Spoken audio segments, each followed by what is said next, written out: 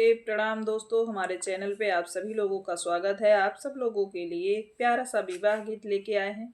आप लोग को जैसा लगे जरूर बताइएगा। अच्छा लगे तो चैनल लाइक सब्सक्राइब जरूर करिएगा और हमारे चैनल को भी प्यार दुलार दीजिएगा। दोस्तों, हम गाने के माध्यम से आपको सुना रहे हैं। बहुत ही दर्द भरा विवाह गीत है और आप लोग को अगर अच्छा लगे तो जरूर अपना प्यार दुलार दीजिएगा।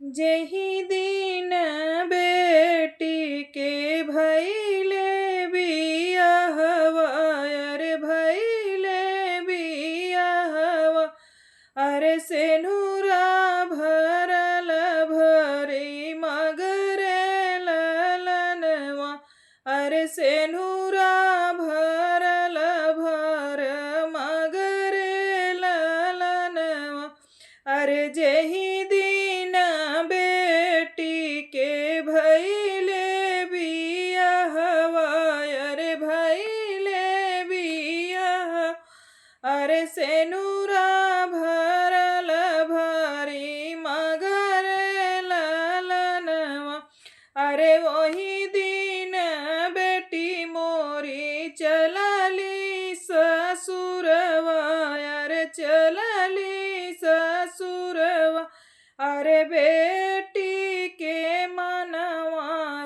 उदास रे ललनवा, अरे बेटी के मनवा उदास रे ललनवा, अरे वही दिन बेटी मोरी चलली ससुरवा, अरे चलली ससुरवा, अरे अखिया से बहे लागे नीर रे ललनवा, अरे अखिया से बहे लागे नीर रे ललनवा, अरे सभावा में बैठी मोरे बाबा जी रोवै, अरे बाबा जी रोवै, अरे आमा मड़उआ के बीच रे ललनवा, अरे अम्मा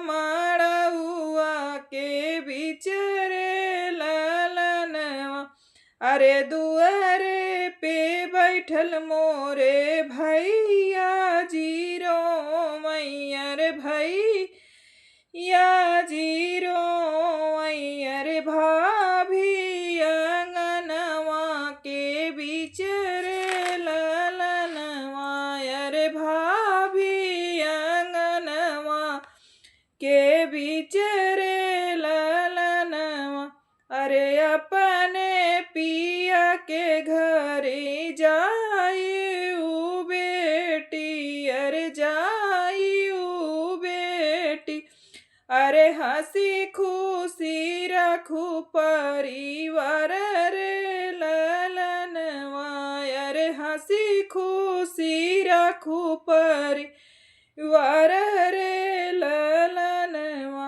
अरे ना बोले सुगना, अरे ना बोले न मैना, अरे ना बोलै मैना, अरे नाही पुकारै मायन रे ललनवा, अरे नाही पुकारै मायन रे ललनवा, अरे जेहि दिन बेटी के भैले बियाहवा, अरे भैले बियाहवा, अरे सेनुरा भरल भर मगरे ललनवा, अरे सेनुरा भरल भरी मगरे ललनवा।